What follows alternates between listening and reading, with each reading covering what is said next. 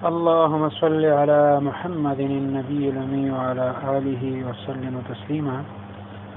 جس بندہ گناہگار کی وجہ سے قحط ہوا اسی کی توبہ پر باران رحمت کا نزول ہوا، مبعوث محبوب بنا۔ زمانہ موسیٰ علیہ السلام میں بنی اسرائیل کے اندر قحط واقع ہوا۔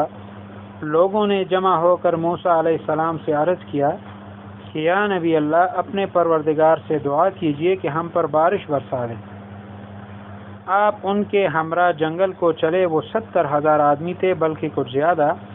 آپ نے دعا فرمائی کہ الہی ہم پر بارش نازل فرما اور اپنی رحمت ہم پر پھیلا دے، اور دودھ پینے والوں بچوں اور چرنے والے جانوروں اور نمازی بوڑھوں کے تو پھر ہم پر رحم فرما۔ مگر آسمان پہلے سے زیادہ صاف اور آفتاب پہلے سے بھی زیادہ گرم ہو گیا۔ آپ نے اسی وقت عرض کیا الہی، اگر میری وجاہت آپ کے سامنے گٹ گئی ہے تو حضرت نبی امی صلی اللہ علیہ وآلہ وسلم کے وسیلے سے التجا کرتا ہوں، جنہیں آخری زمانے میں مبعوث فرمائیں گے کہ ہم پر بارش برسائی جاوے۔ وہی آئی کہ اے موسیٰ، تمہارا رتبہ میرے نزدیک گھٹا نہیں ہے اور نہ تمہاری وجاہت کم ہوئی ہے، لیکن تم میں ایک بندہ جو 40 برس سے گناہ کے ساتھ میرا مقابلہ کر رہا ہے، تم لوگوں میں منادی کرو تاکہ وہ شخص تم میں سے نکل جاوے۔ اس کے سبب بارش میں نے روک لی ہے۔ حضرت موسیٰ علیہ السلام نے عرض کیا الہی، میں عبد ضعیف ہوں، اپنی کمزور آواز سے ان سب کو کیوں کر مطلع کروں گا، حالانکہ 70,000 آدمی ہیں۔ حکم ہوا تم آواز دو، ہم پہنچا دیں گے۔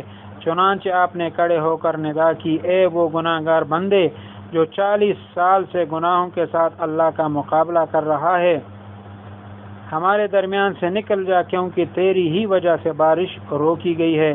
یہ سن کر وہ بندہ گناہگار کھڑا ہوا اور چاروں طرف نگاہ کر کے دیکھا تو کوئی نہ نکلتا ہوا نظر نہ پڑا۔ سمجھ گیا کہ میں ہی مطلوب ہوں، اور جی میں سوچنے لگا کہ اگر لوگوں میں سے نکلوں تو سب کے سامنے رسوائی ہوگی، اور اگر ان کے ساتھ ٹھہرا رہوں تو میری وجہ سے سب لوگ بارش سے روکے جائیں گے۔ اسی وقت کپڑے میں اپنا منہ چھپا کر اپنے افعال پر نادم ہوا اور کہنے لگا الہی، میں نے 40 سال تک تیری نافرمانی کی، تو نے مجھے مہلت دی، اب میں فرما بردار بن کر آیا ہوں، مجھے قبول فرما۔ یہ دعا پوری بھی نہ کرنے پایا تھا کہ ایک سفید ابر کا ٹکڑا ظاہر ہوا اور اس تیزی سے برسا کہ گویا مشک کے دہانے کھل گئے۔ حضرت موسیٰ علیہ السلام نے عرض کیا کہ الہی، ابھی تو ہم میں سے کوئی بھی نہیں نکلا، پھر کیوں کر ہم پر آپ نے بارش نازل فرمائی؟ ارشاد ہوا، اے موسیٰ، جس کی وجہ سے پانی روکا گیا تھا اب اسی کے سبب سے برسا ہے۔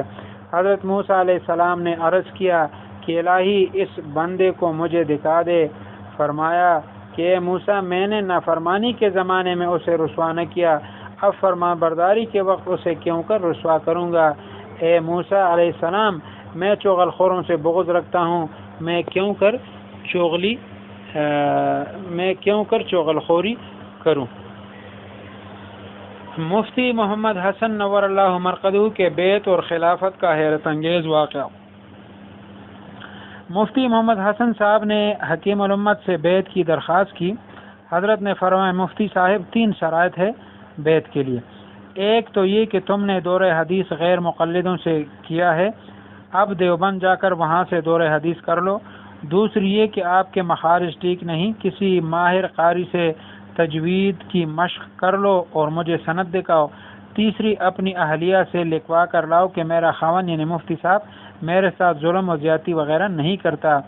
مفتی صاحب نے دیوبند جا کر دورہ حدیث مکمل کر لیا اور پھر اپنے ایک شاگرد جو قرات کا ماہر تھا اس سے قرات کی سند لی اور اہلیہ سے بھی لکھوا کر خط لے آئے۔